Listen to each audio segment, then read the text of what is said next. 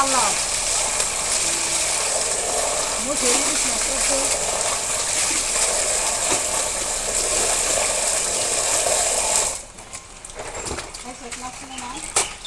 খাই না খাবো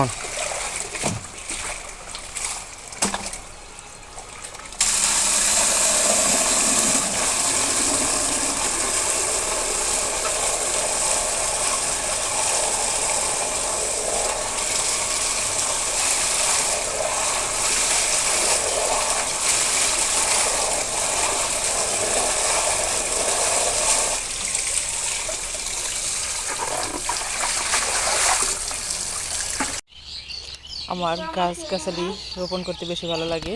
আর এই যে আমার সামনে জাম গাছটা, এটা কিন্তু একাই হয়েছে নিজে থেকে। আর পাশে একটা কাঁঠালের গাছ আছে, কাঁঠাল বেশি ভাজি খাইব। উপরেরগুলো ভিজা, এগুলো কয়েকদিন এই যে 2-3 দিন যে খাওয়া হয়েছে এগুলো করে রেখে দিছি, যার কারণে উপরেরগুলা নামিয়ে নিচেরগুলা দিতেছি।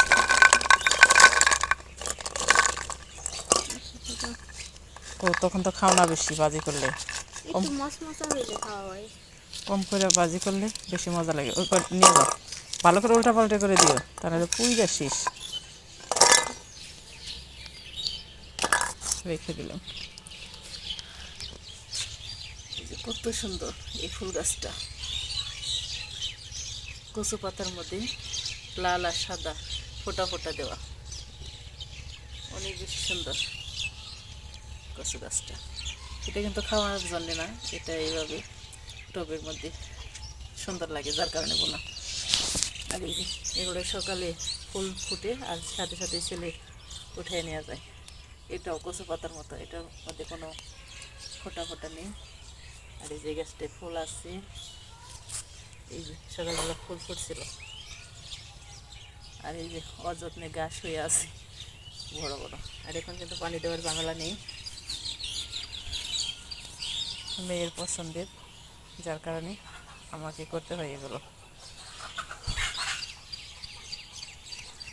আর আমার কাছে একদম উপরে একটা কাঁঠাল আছে, কাঁঠাল শেষ।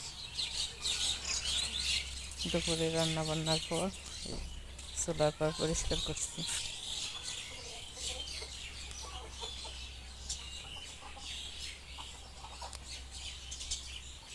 বৃষ্টির দিনে একদম ভিজা ভিজা ভাব স্যাঁতসেঁতে লাগে।